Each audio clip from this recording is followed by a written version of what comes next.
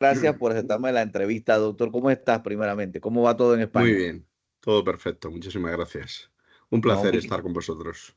muchísimas gracias a ti. Bueno, dos cositas. Obviamente tú estás siendo mi tutor en cuanto al trabajo que estoy terminando con la Universidad de Castilla-La Mancha, que básicamente está enfocado como en una especie de trabajo preliminar sobre mi tesis doctoral, que estoy trabajando también y que ha tenido ya las mejoras en base a los aportes tuyos y cuyo Ujú. título por ahora ha quedado como la legitimación activa para demandar y representar a la naturaleza ante los tribunales y entidades administrativas por daño ecológico puro en Panamá, análisis de la ley 287 de 2022 y el caso de la mina de cobre panameña, que es tu recomendación de título, ¿no?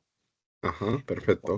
Sí, sí. Entonces, en este tema vamos desarrollando ahora mismo todo lo que tú sabes preliminarmente, el marco metodológico, todo lo demás, pero esta entrevista es fundamental y yo he desarrollado algunas preguntas que obviamente están enfocadas en Panamá, pero otras preguntas que me encanta poder tenerte como experto desde tu punto de vista por los aspectos lógicos que involucra toda esta novedad de reconocerle personalidad a la naturaleza por un lado, de entender los derechos por otra a través de una ley en Panamá, pero hay casos que conocemos que en España se han dado, como el del mar interior y otros más, y en Europa, que pues por supuesto creo que tú puedes aportarnos y algunas preguntas pues no son exclusivas, es decir, si tú a bien tienes aportarnos algo fuera de nuestras preguntas, para nosotros sería muy valioso.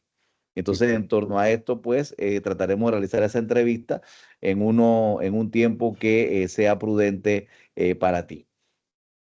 De acuerdo, perfecto. Bueno, entonces quizás allí comenzaríamos con una pregunta que sería, en el caso pues comparativo del concepto de daño ecológico puro, ¿cómo lo ves tú en casos, nosotros queremos de Europa, Sudamérica y Estados Unidos, pero en el caso tuyo, obviamente entenderemos que será mayoritariamente de los casos que has visto en España y Europa, pero si algo nos puedes comentar de casos que conozcas de Sudamérica, de Estados Unidos o de otros continentes, sería ideal. Comenzamos por allí. Ajá. Bueno, pues efectivamente ha habido, en temas de daños ecológicos, pues ha habido alguna jurisprudencia y algunos casos que han sido muy relevantes, tanto en Europa como en Sudamérica y en Estados Unidos. En Europa, pues efectivamente en España tenemos el caso del Mar Menor, que es una contaminación de una laguna que hubo bastante importante, es un mar que se le denomina de interior o menor, y que dio lugar a la primera normativa en esta materia en el año 2022, que es la primera vez y es algo también bastante pionero en Europa en el que se reconoce legitimación activa a la naturaleza, a los ecosistemas, para su defensa.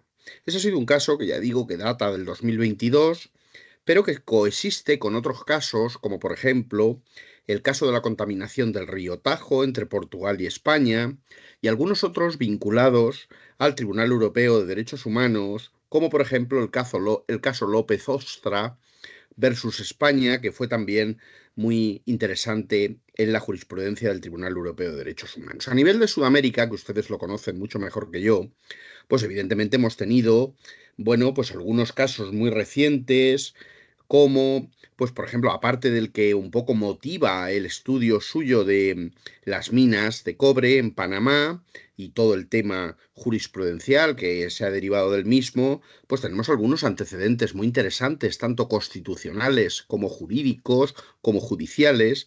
Por ejemplo, en Colombia, el caso del río Atrato, donde la Corte Constitucional pues, reconoció derechos a un río, por ejemplo, o la sentencia sobre la Amazonía en Ecuador. Yo creo que pueden ser algunos modelos que nos pueden inspirar para este trabajo que estamos realizando.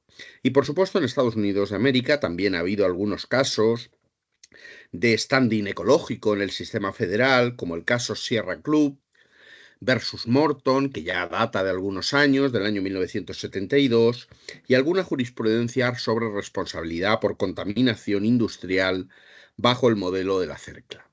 Yo creo que esos casos y las referencias constitucionales en algunos países, hemos tenido alguno más, hay algún caso más en India, hay algún caso más en Nueva Zelanda, Pero yo creo que con esas referencias o con esas premisas podemos partir para la realización de este estudio, porque verdaderamente resulta un estudio muy novedoso. Ahora tendremos oportunidad quizás de profundizar un poco más, pero en Europa no se le está, a fecha de hoy, salvo alguna excepción muy puntual, no se están reconociendo legitimaciones, ¿vale?, a la naturaleza, a los ecosistemas, como posibilidad de demandar por daños ecológicos puros.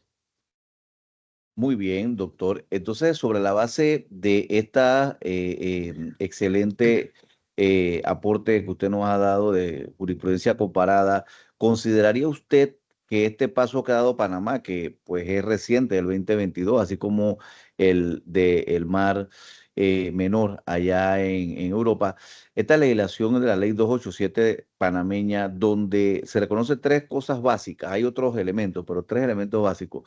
Se le da personería jurídica a la naturaleza por primera vez en Panamá y estamos buscando otros ejemplos en el mundo por un tema legal.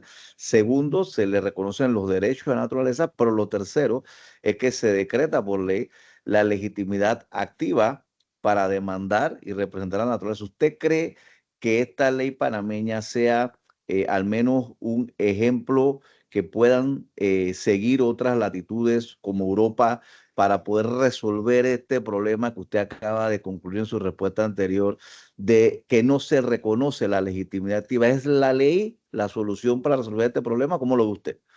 Claro, evidentemente me parece una novedad fundamental. Es decir, ya les apuntaba yo que en Europa, salvo muy excepciones, muchas excepciones honrosas, no se reconoce legitimación a la naturaleza, a los ecosistemas, etcétera. Sí que tenemos algún antecedente, y ustedes en eso nos llevan cierta delantera, de algunos países sudamericanos, de tipo Ecuador, donde en su constitución sí que se empiezan a reconocer estos temas, en Colombia, etcétera, lo cual es sorprendente porque siempre se ha dicho que el derecho europeo un poco era la guía, ¿no?, el barco a seguir por los derechos latinoamericanos, pero como gratamente observó que nos han superado en esta materia y por tanto la ley panameña pues constituye un hito que marca un cambio de tendencia antes y después de esta ley. Se pasa de una concepción de el hombre a una concepción del ecologismo. Es decir, la única forma que existía para tener legitimación activa estaba basado en una concepción antropocéntrica y ahora se pasa a una concepción ecocéntrica, donde lo importante es la naturaleza, los ecosistemas, la protección y ello enlazado con el tema del daño ecológico puro, porque lo tradicional, después veremos las dificultades que eso puede tener y el desarrollo que puede llevar, pero inicialmente em, las indemnizaciones por daños ecológicos, por lesiones medioambientales, estaban vinculadas a daños económicos o personales. Aquí no estamos en eso, estamos viendo una concepción mucho más amplia que permite, pues, la interposición de demandas en defensa, como una especie de intereses colectivos, intereses difusos en la protección de la naturaleza y de los ecosistemas. Genial, doctor. Entonces, una pregunta. Usted que obviamente, además de ser un catedrático en la materia, especialista en derecho civil, también ha sido juez. Sí. Si ahora tuviéramos que enfocarnos en el que usted estuviera dentro del Poder Judicial, ¿cómo usted plantearía que la ley pues, está, existe, pero siempre viene el problema de que una vez hecha la ley, vienen las cortapisas, los obstáculos que usted mencionaba? ¿Cómo materializamos en la vida real del Poder Judicial que entonces, porque más tarde vamos a ver el tema de si debemos o no pasar a la creación de una jurisdicción ambiental como Chile o alguna parte de Australia? Pero antes de llegar a eso, con las jurisdicciones que tenemos civiles, ¿cómo usted cree o qué debe hacerse para que los jueces comiencen a entender y admitir entonces estas demandas? ¿Qué piensa usted que hace falta más allá de la ley? Bueno, pues evidentemente la ley es un primer paso. Eso va a suponer que tenga que tener un desarrollo normativo a varios niveles. En primer lugar, a nivel constitucional, Posiblemente exija un desarrollo constitucional de ciertos derechos que ya reconocen las constituciones, pero que van a exigir un mayor desarrollo. En primer lugar, eso. En segundo lugar, se va a exigir un desarrollo reglamentario. No basta con el reconocimiento de esta legitimación activa, sino que va a haber que articular un procedimiento de denuncias, ¿vale? Previamente extrajudicial, etcétera, para desarrollar todo el tema de la legitimación activa de la naturaleza y de los ecosistemas. En tercer lugar, evidentemente, eso requiere una concienciación jurídica. Es decir, en algunos países europeos se ha creado una fiscalía especialmente en delitos medioambientales, con lo cual la concienciación de la magistratura, de los jueces y la especialización de los fiscales creo que es una cuestión ineludible e inevitable. A partir de ahí, pues vamos a establecer una serie de protocolos, unos procedimientos, etcétera, que nos permitan, bueno, pues encauzar el primer paso. La ley simplemente nos abre la puerta para un camino que es largo, sin lugar a dudas, porque después estarán cómo van a entender los tribunales y cómo van a desarrollar uno de los temas fundamentales que va a ser la valoración de los daños, ¿no? Claro, porque aquí estamos hablando de que en muchos casos, cuando hablamos de daño ecológico puro, pues no existen unos daños personales o no existen unos daños económicos, con lo cual habrá que establecer, y la jurisprudencia para eso yo creo que nos podrá ayudar bastante, alguna serie de criterios que nos permitan definir todos esos daños, que en principio pues, son incluso inconmensurables, difíciles de medir, ¿vale?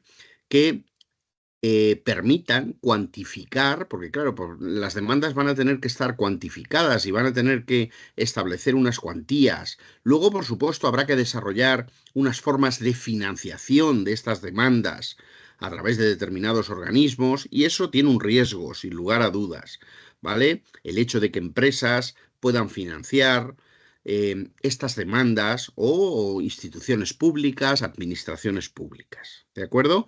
Por lo tanto, entiendo que esta ley panameña constituye un primer hito, una primera puerta, que lógicamente tendrá que ser objeto de desarrollo tanto a nivel constitucional como a todos los niveles jurisprudenciales, procedimentales, es decir, habrá que establecer un procedimiento de cómo encauzar este tipo de demandas y, por supuesto, con la concienciación social, que yo creo que en eso ustedes sí que nos llevan cierta ventaja, porque a partir del escándalo de las minas, efectivamente, se produjo una concienciación social en los años 2022, 2023, etcétera, sobre este tema.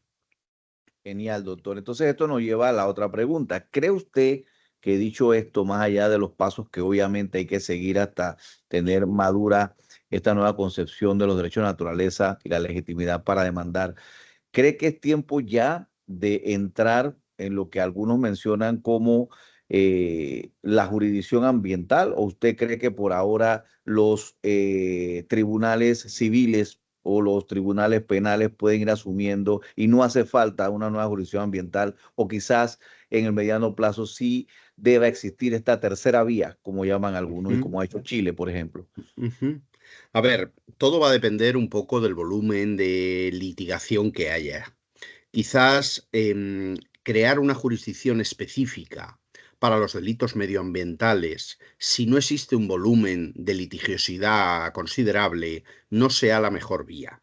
No, en Europa se está intentando no crear muchas jurisdicciones especiales. Por ejemplo, un tema sería el tema de la protección de los consumidores también.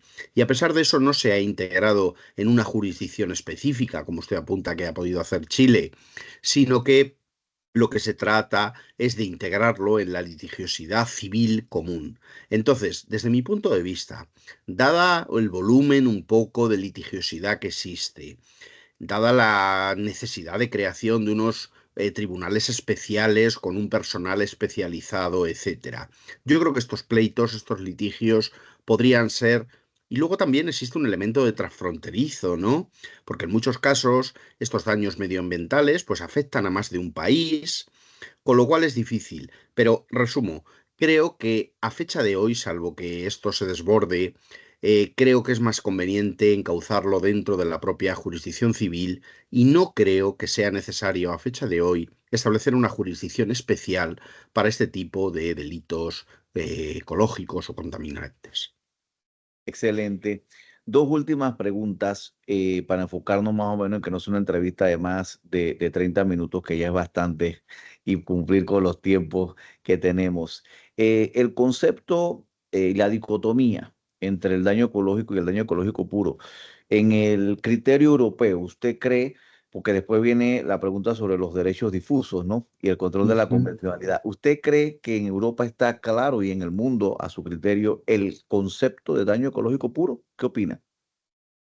A ver, doctrinalmente sí está claro. El daño ecológico puro es aquel, ¿vale?, que se define como aquel daño que afecta directamente a componentes del medio ambiente, pues al aire, al agua, a los suelos, a la biodiversidad, sin que tenga una repercusión patrimonial o personal directa. Desde el punto de vista doctrinal está perfectamente definido, ¿vale?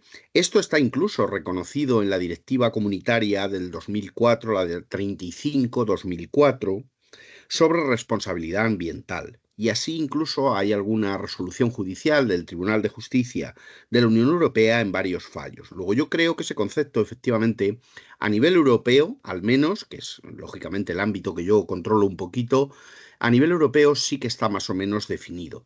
Después vendrán los problemas posteriores, es decir, cuando se presente una demanda por daño ecológico puro, pues esto nos ha pasado en otros ámbitos, en materia de propiedad industrial, en materia de propiedad intelectual, donde muchas veces la prueba del daño, ¿vale? Y la medición de ese daño. Eso van a ser los verdaderos problemas que planteen estos litigios medioambientales. Pero bueno, ya digo que eso es una cuestión posterior.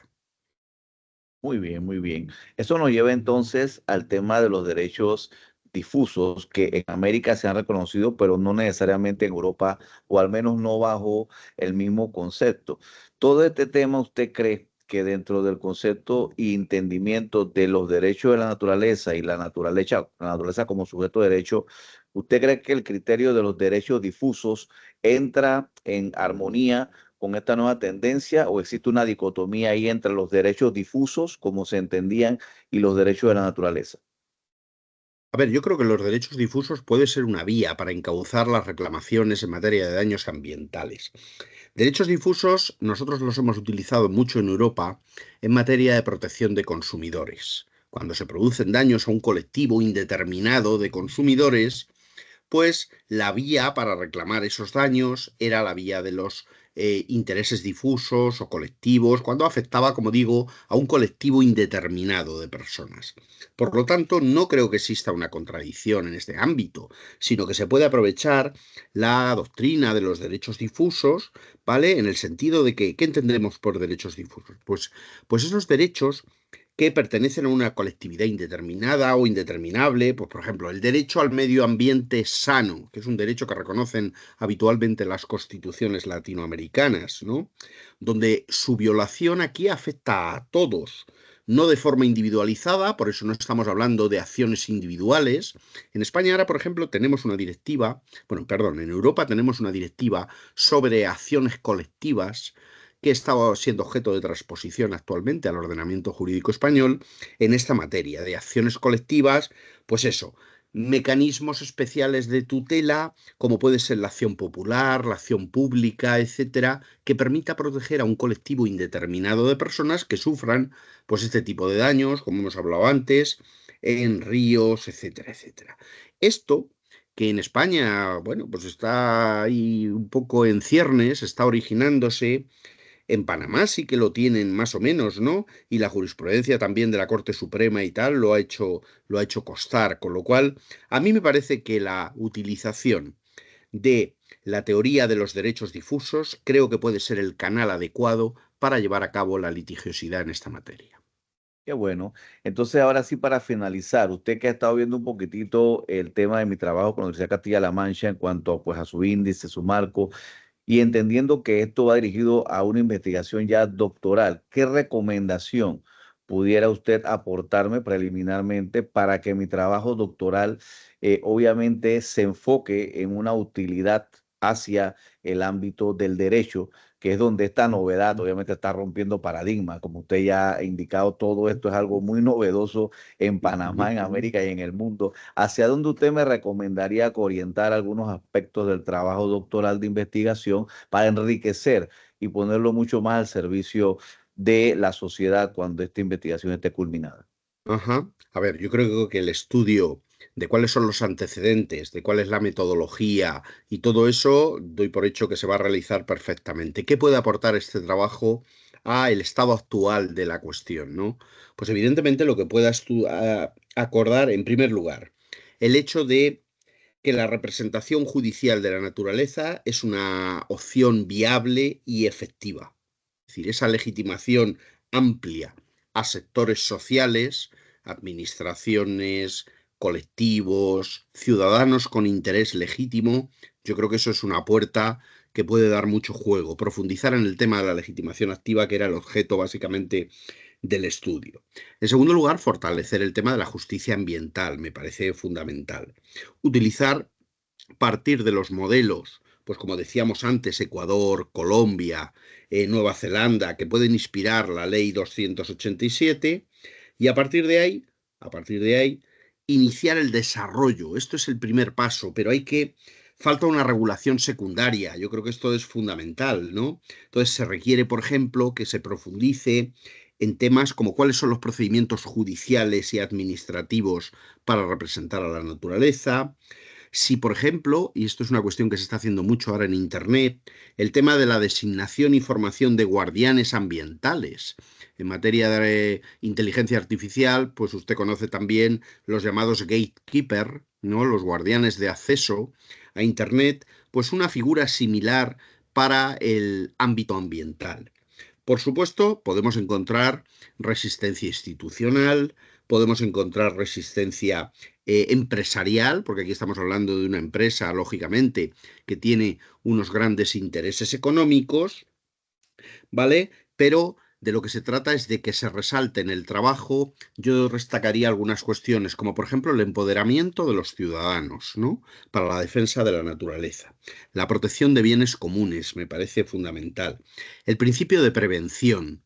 El principio de prevención que hemos estudiado en el curso de posgrado de Derecho en Toledo, ¿vale? Y que permite actuar antes de que ocurra el daño, ¿no? Sin perjuicio de que después pues tengamos que acudir a otros principios como el ya famoso conocido de que quien contamina paga, ¿no? Pero eso ya es un principio posterior. Y por supuesto, yo creo que tu trabajo de investigación puede fortalecer el derecho procesal ambiental. De lo que se trata es de incentivar la evolución del derecho procesal panameño hacia modelos, ¿vale? No adversariales, sino colaborativos, restaurativos, con enfoque interdisciplinario y ecológico, donde el juez actúe como garante de los derechos de la naturaleza y el interés público.